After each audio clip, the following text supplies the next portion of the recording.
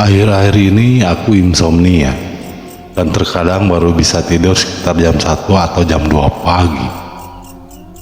Biasanya jam 9 atau jam 10 malam aku sudah terlelap. Tapi sudah hampir 1 bulan aku tidur pagi terus. Temanku bilang kalau aku harus merubah tempat tidurku supaya dapat suasana baru yang lebih nyaman. Mungkin dia itu benar. Kamarku harus sedikit ditata ulang, karena ketika kuperhatikan banyak sekali barang yang menumpuk, tidak jelas. Sejak aku pindah di kosan ini, kamarku belum pernah dicat barang sekalipun. Warna dindingnya putih kotor, membuat kamar semakin kusam. Tanpa menunggu lama, aku membeli beberapa kaleng cat. Biar tidak bosan, aku mengecat dinding kamarku dengan warna merah muda, warna favoritku, biar sedikit nampak terang dan cerah.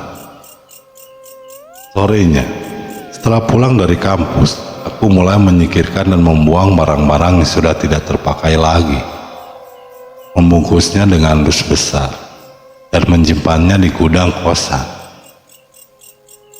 Sore itu di kosanku tidak ada siapa-siapa.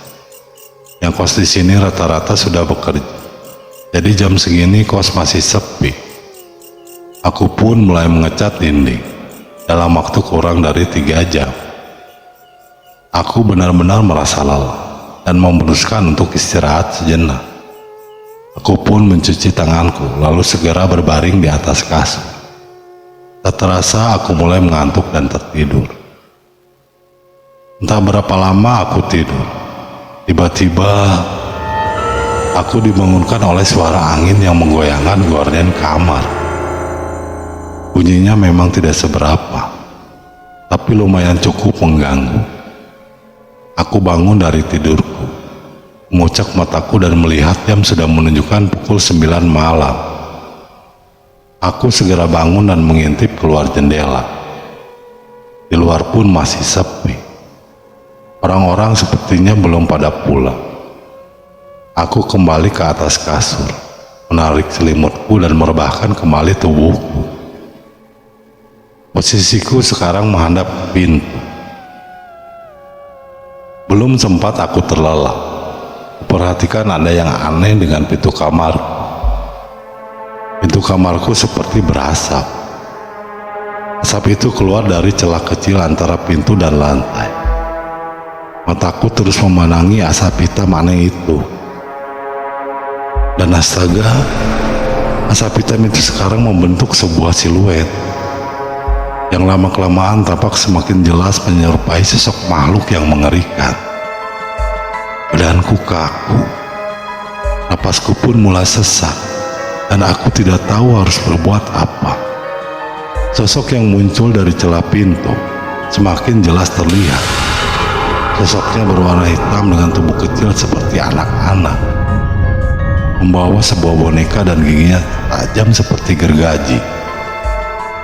Sosok itu kini mendekati sambil merangkak ke atas kasur dengan badannya yang kaku. Anak kecil itu terus mendekatiku. Aku tidak bergeming sedikit pun. Dia terus merangkak ke atas kasur sambil menyeringai sambil menggerakkan kepalanya ke kanan dan ke kiri. Aku menutup mataku, kemudian dia mengatakan sesuatu padaku. "Kak, ayo kita bermain," ucapnya, terdengar sangat menakutkan. Makhluk itu menarik tanganku dan mengajakku bermain. "Aku gak mau main, cepat pergi sana," ucapku. Dalam kepanikan, aku terus berpikir, dan tidak ada cara lain untuk mengusir. Aku mulai mengumpulkan seluruh tenaga dan menendang anak kecil itu. Makhluk itu terpental jauh dan hilang menembus tembok. Entah kemana perginya.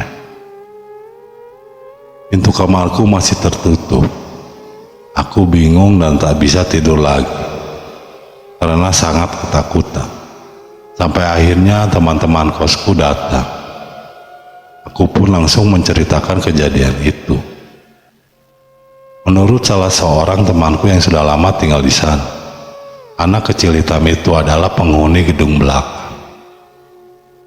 Makhluk menyeramkan itu sering menampakkan diri dan biasanya masuk ke dalam kamar melalui celah-celah kecil, seperti lubang angin dan celah di antara pintu, jendela yang terbuka.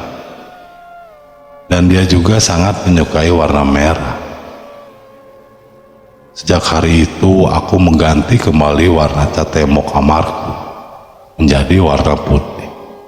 Karena ternyata bukan hanya aku saja yang menyukai warna merah, tapi makhluk halus juga sangat menyukai warna itu. Apalagi jika ada kain merah di kamarmu, mereka akan datang kepadamu saat kamu sendirian.